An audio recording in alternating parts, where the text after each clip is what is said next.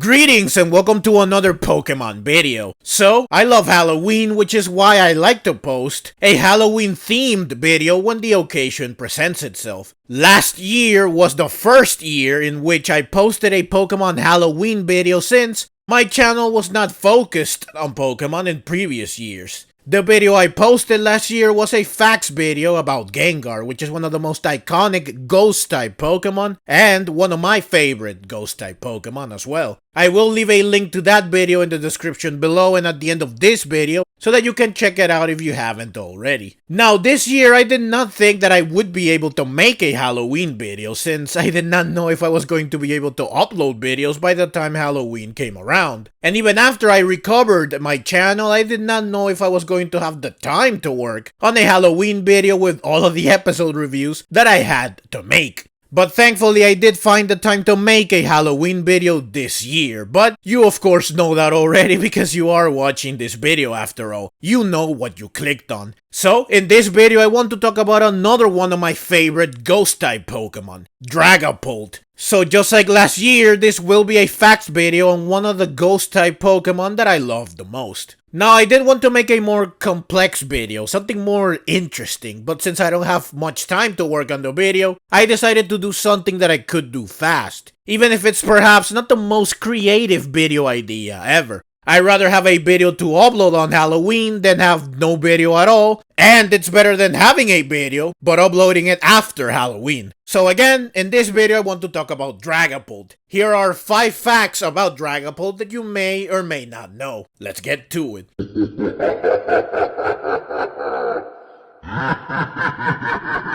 Dragapult is a pseudo-legendary Pokemon, which is a group of Pokemon that are very powerful. They have a high base stat total, 600 to be exact. They are part of a 3 Pokemon evolutionary line, and they reach their final form at a high level. Each generation introduces at least one of these powerful Pokemon, and Dragapult is the pseudo-legendary Pokemon of Generation 8. Now, this is not one of the facts I want to discuss in this video, mind you. This is just set up for some of the actual facts which relate to Dragapult's status as a pseudo-legendary Pokemon. So, fact number 1 is that Dragapult has the lowest base special defense stat among all pseudo-legendary Pokemon. Salamence held this honor prior to Dragapult's introduction. This low base special defense means that Dragapult is the pseudo-legendary Pokemon that is most susceptible to special moves. Now, it is interesting that Dragapult's defense is the same as its special defense, but while Dragapult has the lowest special defense of all pseudo-legendary Pokemon,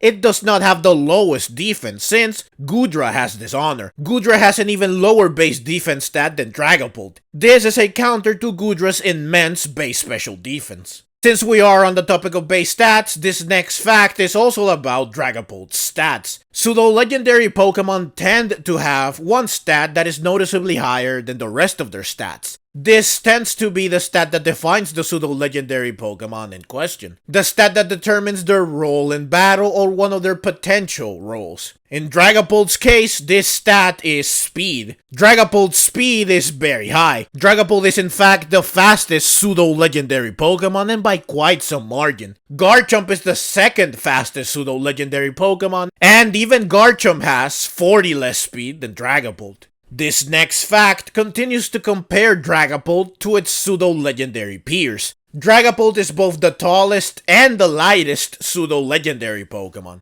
It's not surprising that Dragapult is the lightest pseudo-legendary since I would expect a Ghost-type Pokemon to be light. However, it was a bit surprising that Dragapult is also the tallest pseudo-legendary Pokemon. Even if you Mega Evolve the pseudo-legendary Pokemon that can Mega Evolve, like Tyranitar and Garchomp, they are still shorter than Dragapult. Now for comparison's sake, let's look at the second pseudo-legendary Pokemon in each category. Kommo-o is the second lightest pseudo-legendary and it is still about 62 pounds heavier than Dragapult. Also, I would expect Garchomp to be the second lightest since Garchomp is the second fastest, but this is not the case. The second tallest pseudo-legendary Pokemon is Dragonite, which is still a little over 2 feet shorter than Dragapult. It's also surprising that Dragonite is the second tallest since I have always thought that all the bipedal pseudo-legendary Pokemon are of similar height. But they are not, which is kind of surprising. Next, we get to the final fact that has to do with Dragapult being a pseudo-legendary Pokemon. Dragapult is the only pseudo-legendary Pokemon that cannot learn Earthquake. Now, when I first learned of this fact while researching for this video, I was like, wait, really? I have never tried to teach Earthquake to Dragapult, but I would have expected that Dragapult can learn Earthquake, hence why it is surprising. But now, after learning the previous fact, I guess that it does make sense. Since Dragapult is so light, it probably does not have the weight needed to cause an earthquake. And since Dragapult is a ghost-type Pokemon, it might not have the physical strength or presence to cause an earthquake. On this front, it's worth noting that the only ghost-type Pokemon that can learn Earthquake are Golett, Golurk, Galarian Yamask, and Runerigus, which are all part ground type, so it makes sense that they can use Earthquake. But if you exclude these four, then no other ghost-type Pokemon can learn Earthquake, Dragapult included.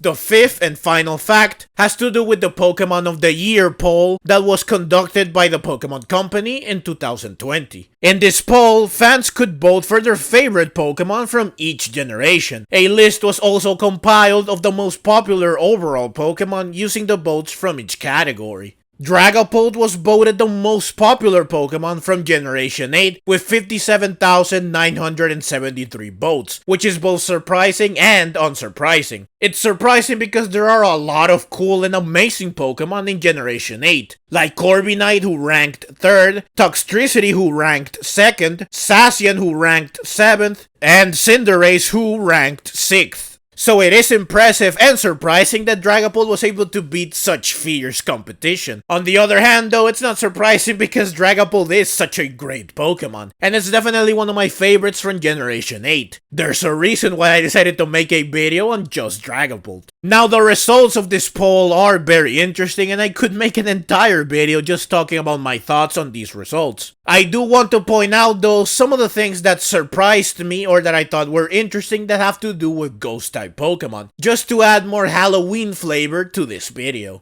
So, Mimikyu was voted the most popular Pokemon of Generation 7, which is kind of surprising. I knew that Mimikyu was popular, but I was not aware that it was this popular. More surprising, however, is that in the list of overall popularity, Mimikyu ranked 3rd, just behind Greninja and Lucario. Mimikyu is the 3rd most popular Pokemon ever, according to this poll, and it even beats out Charizard, which is my personal favorite of all time. This is honestly unbelievable. Moving on, Gengar ranked 2nd in popularity in the Generation 1 poll, and 10th in the overall list, which is pretty good, but Gengar does lose to Mimikyu in popularity, which is surprising. I honestly thought that Gengar was the most popular Ghost-type Pokemon, but clearly I was wrong. Next up, I want to point out that Chandelure is ranked 1st in the Generation 5 list, which is very surprising. I like Chandelure a lot, and I know that a lot of other people like Chandelure as well, but it's surprising that Chandelure is the most popular Generation 5 Pokemon. I would think that Volcarona, Haxorus, Hydreigon, or Zoroark would be more popular, but again, I was wrong.